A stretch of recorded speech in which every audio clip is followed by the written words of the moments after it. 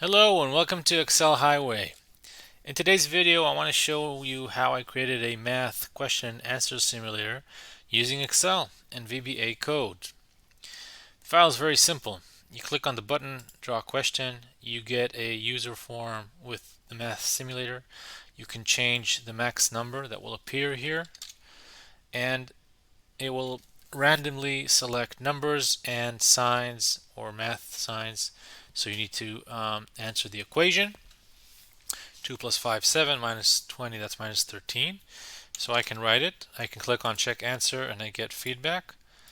If it's wrong, I get this message. And I can also click on next question and my answer will be saved. So even without checking, it just to show you. And in the end, basically you get an analysis of how many questions you got right and many questions you got wrong. There's a slicer that you can check certain dates, and it's all based on the results sheet, which is populated whenever you fill out the user form. Okay, so let's take a look on how it's built. Let's look into the VBA code that creates the form. So there's a form with labels. Okay, these are just simple labels, nothing here. There's a text box that changes when you change it, and there's text box 2 with the answer, and there's 2 command buttons. All right, let's deep dive into the code, show you how it's done. So option explicit, private, WS is worksheet, last row is long. These just arguments that I usually use. As you start the form, sub user form initialize, this code means that whenever you start the form, whatever's in between happens. So I'm referencing the function that I created called draw numbers, and that is a function that I'm going to use throughout this model. So I thought I might as well do it as a subroutine and not as part of the code itself. So let's go to draw numbers. What does this do? Basically, draw numbers, as you saw, basically will select the numbers here and also the signs, so we have a new equation. So declaring myrand as integer, answer as long. On error resume next, if user lives blank. All right, draw numbers, and I have the on error here over here.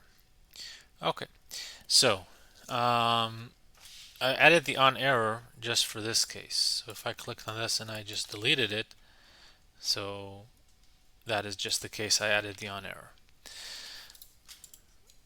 So here's where I draw the numbers, and I'm using the same trick for all of them. Myrand equals int. Int will return an integer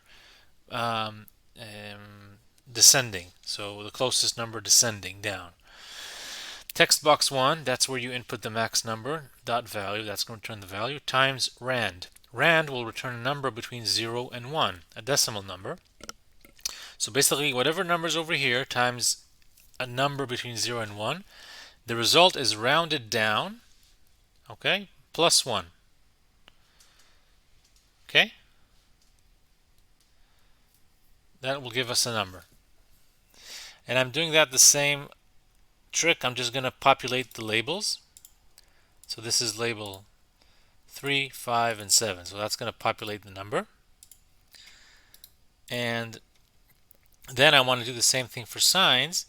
But in this case, I have to be a little bit more careful because the signs are text and I want to use them to calculate the real answer. So that's why I'm going to use select case.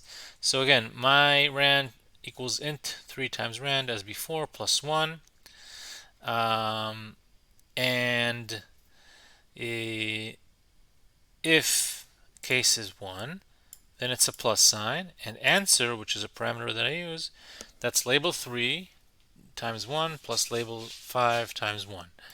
I'm using the times 1 so it converts it from text to a number. So basically it's going to be the answer of this plus this. Okay? If it's minus sign, then it's one minus the other. If it's an X so I'm going to multiply them. All right, and then I do the same thing for the second group of signs, exactly the same, just I'm referencing the answer that was calculated before. So it's answer plus, minus, or times that next label, label 7. Then I'm going over to the results sheet, look for the last row using LRow, which is something I use always, this piece of code to get me to the last row. And I'm going to save the answer over here in that last row. So that's going to show me the answer. That's how I draw the numbers. That's step 1 of how it works.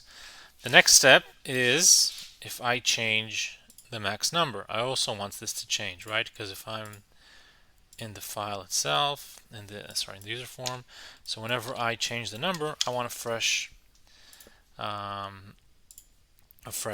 set of signs to numbers to appear. So that's where text box 1 change function goes in, and you don't have to remember this, you just have to double click, and if it doesn't exist, it will create that line for you and just add the call draw numbers. So that's if the text box 1 change. And other than that, I have the 2 command buttons. So command button number 1, check answer, and command button number 2, next question. So command button number 1, I want to check first of all if there's anything in text box 2. Text box 2, that's the answer. So I want to check if there's anything in text box 2 based on the length. If the length is 0, there's nothing there. I'm going to give the user the message box, please fill answer, VB critical, just going to give it a icon with the red so they know that something's not right. And I'm going to exit the sub and if. Otherwise, check answer. What does check answer do? Check answer, on error, resume next, again if there's some sort of issue. So I'm going to pull that number from the results, the one that I saved before. For results, last row, so if text box 2 dot value times 0 equals ws.range g and last row, so that's going to bring me that answer. If they are equal, then give it a message box, you are correct, well done. Otherwise, message box, please try again, result. The reason why I have the on error is that if you check answer, I want something to appear, right? Please fill the answer. No, sorry, I addressed that earlier in the sub itself. So maybe I don't need that anymore, the check answer, the on error. Anyway, that's check answer, and the next line doesn't check the answer, but just saves your question in the results sheet for tracking purposes. So that's the second command button. I have 2 functions here, save question, erase the value in text box 2, the previous answer, and draw numbers again, right? Because I want a fresh set of, I want a fresh equation. So save question, what does that do? Save question is a pretty simple function. Going to the results sheet, last row, and then I'm just going to save columns A through E. A through E. Those are the numbers and the signs, just so you have a track of the number, the actual calculation. I guess you want to see it. So it's just going to take labels 13, 14, 15, 16, and 17, which are these, right? So, sorry, 3, 4, 5, 6, 7. Those are the labels. And that's what it's going to show. I'll multiply by 1 to convert to a number. So that's in the results how I get that there. In column F, on error, and just in case that number is blank. So even if it's a blank and you didn't fill out the answer, I just still want to continue. So if it's error, please continue, because if there's nothing there, this will return a error message. That's for column F. Column H2, I want to copy and paste to the last row. That's this column that just shows me the result. I could have done that in VBA code, but I just thought I might as well do it here. So if these are equal, then that line is correct. Otherwise, it's wrong. And lastly, for column I want the timestamp equals now. And finally, refreshing the pivot tables that compile the dashboard charts. Now the pivot tables themselves are here. They're hidden. Two simple pivot tables. If you're not familiar how to create pivot tables, very simple.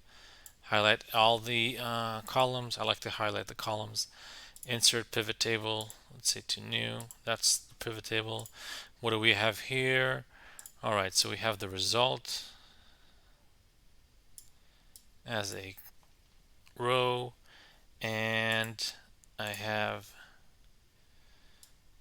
answer as a counter, not as a sum, because I want to see how many wrong, how many right. And that's the first one I have. The second one is based on the date, so I can just take the same pivot table over here. Now the result is over here, and I have the timestamp. Now I want it to be grouped by day because I have a timestamp with an hour and I don't want the hour, and that's how I get it nice and formatted. And of course I can always add a timeline, which I added over here. Right click, left click on a pivot table, analyze, insert timeline. I want to connect it to the second pivot table, so right click on that, report connections, and just link it to the second pivot table. And now if I filter, it's going to affect both of them. Of course you can add more slicers however you build this. Specific user, specific well, there's not much here, but assuming you add a person's name here or something, that then you could do that as well. And then it's just adding charts. If you click on the pivot table, insert, and then a chart. Okay, and then you can remove these. For the legend, I like to put the legend on the bottom, and like to have a chart title. Sometimes I reference it, sometimes I just enter it, whatever. And that's pretty much what I did over here. Let's just delete that. Bring everything back to normal. Okay. So, and yeah, and then I just hid that using the data outline group. And that's it. So it's a very fun thing to do in Excel. It was a challenge that I wanted to try to see if I could do. I was able to do that, and I hope you have learned something from this exercise. Let me know in the comments if you did or if you didn't.